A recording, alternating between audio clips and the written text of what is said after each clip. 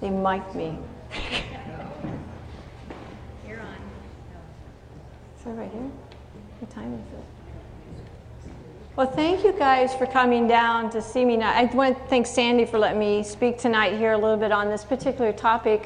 Some of you might know me. I practiced here in Nebraska for many years, up to about 20 years ago. And I moved to the Northwest, and then I started doing this type of work a few years back, about 4 or 5 years ago. But I've been actually doing a lot of nutritional work for many, many years. I am a chiropractor, and I do a lot of muscle testing. Some of you, are any of you familiar with muscle testing? Yeah? Oh, wow, a big group of those muscle testing. So because of the muscle testing has made this type of work really unique, because I can zone in onto genetic SNPs, as we talk about later tonight. We'll look into that. But methylation is basically how your body produces hormones, how it produces dopamine, serotonin, breaks it down, makes it, as well as just the way the body reheals itself with the DNA. And you have to have good methylation or the body can't repair itself. Today in this world, actually, because I've been practicing for 38 years, that's a long time, I've seen a lot of change in the healthcare profession. But one thing I do know is that what I used to see 30 years ago clear up very so easily, today is a real problem.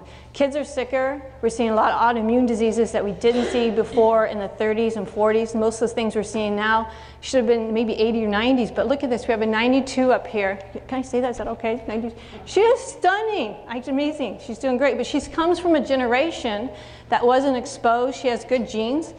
And we all have decent genes, but because of her environment, things are beginning to shift. But she wasn't grown, she didn't grow up in the GMOs, she didn't grow up with all the pesticides, she didn't grow up with all the vaccines, so we are readily being exposed to that. So now we're starting to see genetic expressions of genes that we never saw before.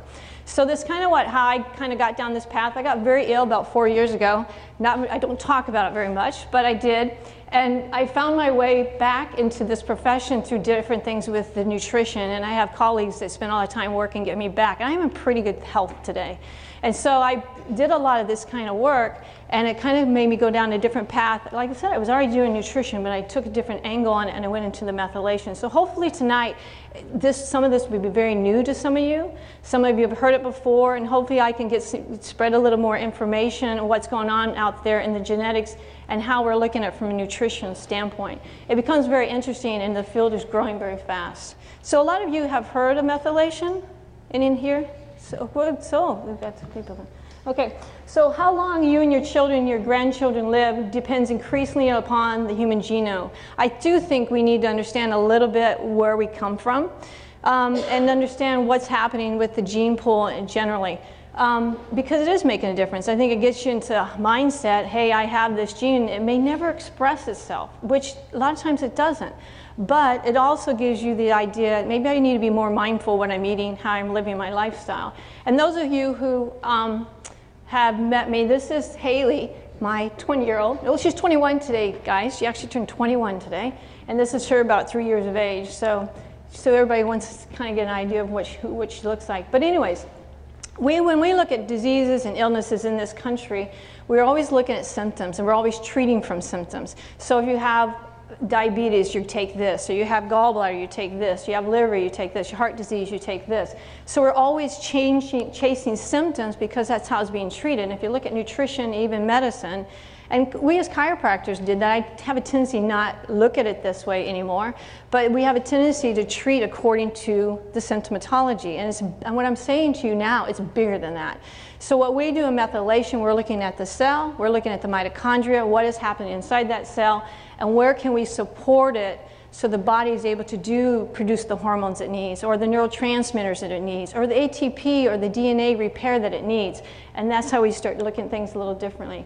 Back in around 2000, 2006, there was a project that was done called the Genome Project. And what they did is they did an independent study of looking at our genes and how many we have, and starting to research how those genes are affected. They say there's approximately around 25,000. That's the estimate. The research was stopped around 2006, but it's still going out. They know what the genes are, and now they're doing the research of what those genes are. So what they did was they started looking at different disease states, and they were able to track back. So if somebody had macular degeneration, they were able to check back, back into their gene pool and say, okay, these people have macular degeneration have this gene SNP. So they're able to look at that. It didn't matter what you were looking at. If it was cardiac disease, they could go back and say these gene SNPs. So they started looking at Paget's disease, Parkinson's disease, and so on. So you start to see the link between the genes and what it produces. A lot of you have seen the cell, and the cell has how many chromosomes on it? Does everybody know how many chromosomes you have? No? What was that? Good. Yeah, you got it. So that's the gene, and then you see this as you take the DNA chromosome and unwind it, then you see the amino acids here, and you have, they are kind of what the map is of what happens and how things develop and how the body processes things at that level. So looking at this, your genes, if you think about this, your genes will define your health. Think about how we as society have looked at that. And so you hear people say like, oh, my dad had heart disease, so I'm going to have heart disease. My mother's a diabetic, so I'm going to be a diabetic. So you guys have heard that, I'm sure. So when you think about, do you think genes define it, or do you have control over it? Well, control. What part? What's that? Depending on the gene. Well, To a point. Yeah, Yeah. but Exactly. It can go either way. some of both. Yeah, but we have more control over this than we thought in the past. It used to be everybody kept saying, my mother's a diabetic, I'm going to be a diabetic, and that's not true. They're now saying it's 5% of its genes, 95% is epigenetics, which is our lifestyle. So on what we do, how we take food in. So we're looking at things very differently than we did several years ago. So what I'm saying is, don't take the idea that I'm going to have this disorder just because my parents had it, and that's not true. It's what you choose and what your lifestyle choices are, and that's where you get into epigenetics. So when we look at the genes and epigenetics, the genes are like the hard drive, like in a computer, and what the epigenetics part of is our lifestyle, what we eat, how we live. We in society here in the United States particularly, and it's getting that way around the world, are what we call sympathetically dominant, which means we're in fight or flight mechanism all the time. So it's revving up cortisol, so it's doing a lot of things to the system. There are certain genes in the gene pool that can aggravate that condition as well if they've been stimulated by different things, and we'll talk about that in a few minutes. So it does make a difference what you're doing. So when we look at this here, the combination of genetics, environment, and lifestyle behaviors have a big factor what your symptoms are, if you do develop a disorder, what's going on with that. The main three key points that will affect these genes and how they express themselves and cause an irritation to the system or cause a disease state can be the processed foods that we eat. You know, the GMO foods are out there. The Midwest is being really bombarded with the GMO foods. Northwest, we see it as well, but there's so much farming out here and it's getting into the water tables, and it's becoming a real problem. Unprocessed motions, people don't think about this, but if you're stressed out to the hilt and you are really stressed out, you can trigger on genes to malfunction, which means if you got a recessive gene that is not such a good gene SNP, you can crank that little guy on and cause a lot of problems to the system. Chiropractic becomes a big deal. I am a chiropractor, and I do know some of the research coming out actually with the chiropractic profession. If you're subluxated, how many of you guys are under chiropractic care in here? Oh, wow, good, good. To keep it up, big positive thing. The thing is with the human spine, if the body subluxates in chiropractic, what we call is a subluxation, where the bone structure no longer is moving through its normal range of motion, it will short circuit the nervous system. They're finding now, particularly in the upper cervical, called the vagal nerve, the vagal tone in the cervical spine, it can help turn on and off genes. That becomes pretty important when you start looking at it. So we know we're affecting it. Back in, I did mention too, the emotional state too. If you're meditating, are you guys all meditators in here? Just curiosity. All right, we got some meditating. So? Okay. Well, I didn't bring the book or the references, but some of the things coming out too. If you do 20 minutes of meditation a day, that's only 20 minutes, guys. You're altering the gene expression, so you can change it. So start looking at Joe Dispenza. Anybody familiar with his work at all? Joe Dispenza is a chiropractor. He lives actually 30 miles from me, but he is teaching all over the world. I think he's overseas mostly right now, but it's affecting it. So it is a piece of that picture that we're looking at. Since World War II, we've been exposed to a lot of heavy metals, about 87,000 more pesticides and chemicals than we've ever seen before. And it's in the soil, it's in the water, it's in the air. Again, we talked about the GMO foods. Neurotoxins, the dyes, you're getting exposed to things. You're just getting bombarded with certain things. Vaccines are becoming a big thing. There's a lot of stuff coming down the pike on vaccines, particularly with Moms, what's happening is there's moms now that have been heavily vaccinated. I think we're down to maybe the second 2 generations of that, where they're getting about 70, 80 vaccines up to the age of 18. It's a lot. And so consequently, if that's the case, if the mother's getting a lot of vaccines, has had a lot of vaccines, she can be exposed to a lot of heavy metals, aluminum, mercury. And so as she has that child now can carry on some of that problem as well. So it actually affects the gene expression in the next generation. And they're starting to see this gene pool changing, not so much the structure of the gene, but its expression of the gene is changing transgeneration. So we're starting to see that. And it's kind of scary because that's why you're seeing more ADD kids, attention deficit, and you're seeing children's cancers are rising. So there's some other input that's affecting that. So it's something to think about. So you're starting to see that. We do make choices every day that influence the gene expression. So mainly what I want to talk about tonight is just try to start being mindful how your choices are, your foods. And the rule of thumb in most of the industry with nutrition is it's an 80-20 rule. 80% you should be eating pretty healthy and doing all the right things, and 20% you can cheat. So you don't have to be like over the top all the time. You just don't have to.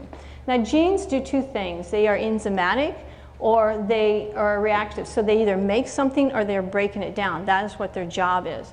Now, certain genes that most people are familiar with is the MTHFR. Everybody heard about the MTHFR? That's the big one. Everybody talks about the MTHFR. It's gotten a lot of rap, and it has some effect. They've seen it with cancers. They're seeing it with autoimmune diseases. They're seeing it with how the body immune system functions as well. And also how your body detoxifies. And again, if you're being exposed to so much of these heavy metals and pesticides, the body's got to detoxify to get that out of there. It also affects the neurotransmitters, antioxidants, glutathione. So you're looking at different things that can occur. Now, if the MTHFR is functioning very well and is not a problem functioning, then you'll see the body has the strength of it, but your alertness is better, your focus is better.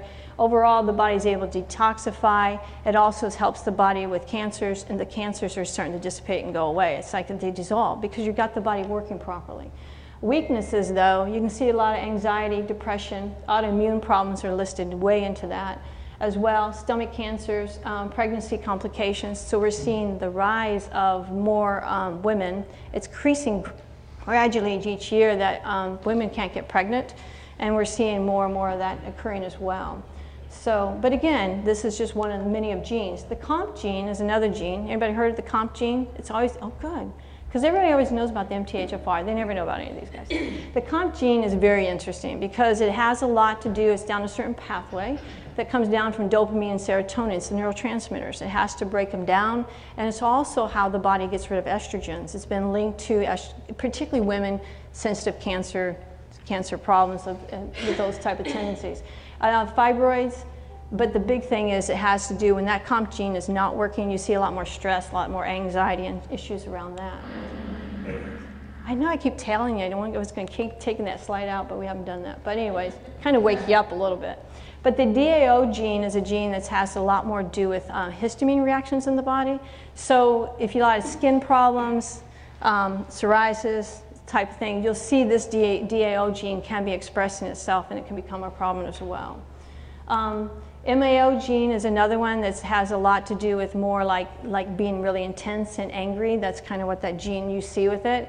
And you can see people that maybe have one gene that was really healthy from their father, maybe one that was not so good from the mom, but they're constantly being agitated. They're like, maybe they're the ones that come and scream at you when you're driving down the road and you cut them off or something, or they cut you off. But it's a gene that can cause a lot of problems.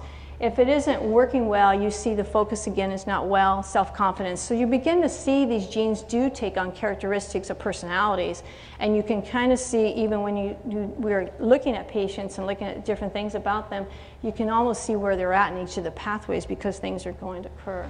There's about 7 genes that actually that most doctors will focus on.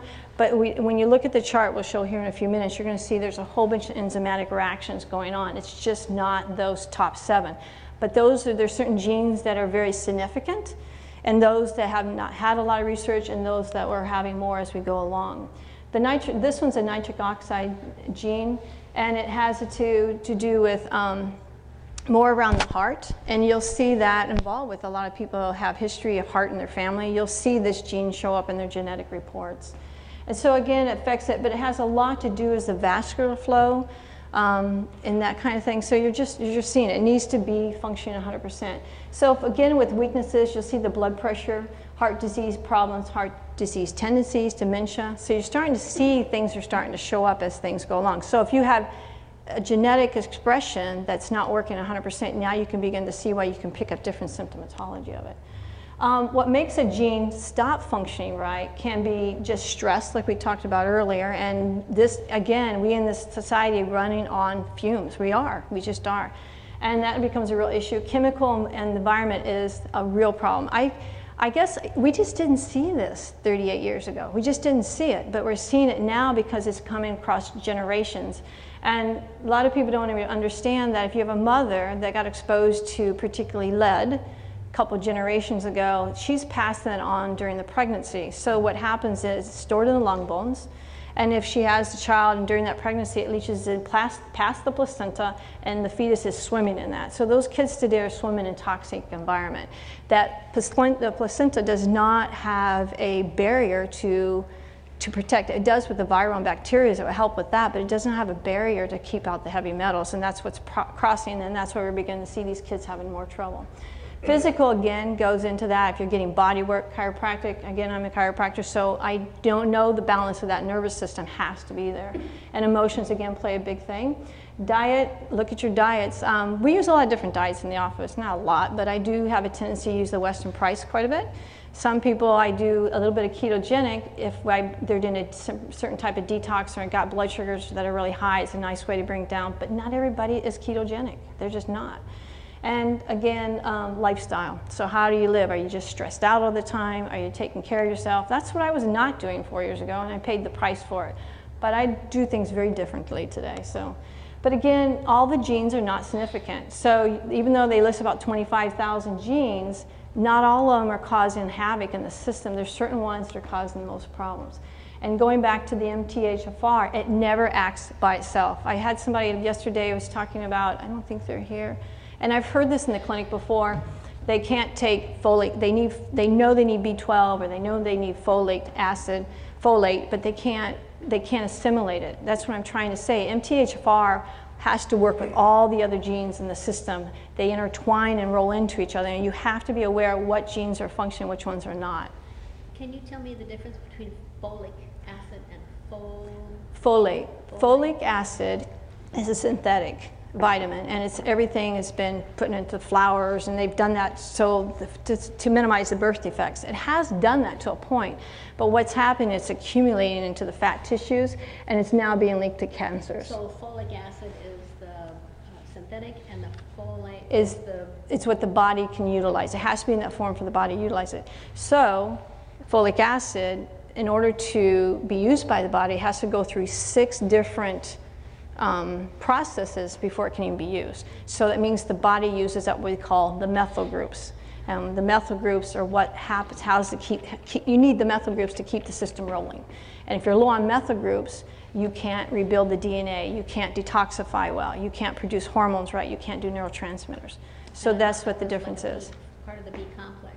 Yes, the B complex, and the B3 is one of the big ones because it feeds into the thyroid. And the thyroid, if the thyroid is low, the thyroid drives these pathways. And so that's why the thyroid becomes a big thing. Many times we will pick it up as we're doing the testing, but it is something to consider because right now we're seeing a lot of thyroid problems, a lot of Hashimoto's. Do you guys see a lot of Hashimoto's, those who do that kind of work in here? Do you see a lot? I mean, it's crazy, isn't it? I've heard recently that 90% of all thyroid issues are actually Hashimoto's. Exactly. Yeah. And the medical establishment's typically not aware of that. No, but that's what. It's like a huge percentage. Yeah. But it is. That's what we've been seeing in the stats as well. And it is a real problem. Part of the problem is medicine. I'm not faulting medicine, but they've gotten into a cookbook style on the treatment of the thyroid. So they test only TSH, and they don't test the rest. So you're looking at conversion issues, or they're missing selenium or iodine. It's usually selenium, but they're not converting it. Or maybe it's a secondary problem coming from the pituitary, and they're not looking at any of that. So it becomes a real thing. You got to look at it. It's just part of the picture. So methylation, again, is a process that has to be in the body, and it has to be done with methyl group is 3 hydrogens and a carbon, and they're a chemical reaction that occurs in the system that lets your body focus more, allows you to think. Here, hopefully you guys can read some of this in the back there. It turns genes on and off, and it does. It does DNA synthesis and it helps repair. You got to have it for repair. Detoxifying the body is huge, particularly in the world we live in now. And we have to be proactive. If you're not taking anything that's supporting the liver and you're not working with that, you're building it up in the system. If you have some genetic SNPs that cause the system to malfunction a little bit, then you're storing up a lot of heavy metals into the system. You're not getting rid of them, and sooner or later it's going to affect the genetics expression somewhere along the line. It does help supply the body with some nutrients. Process hormones and estrogens. That's huge right now. With breast cancers on the rise, female cancers on the rise, it's huge.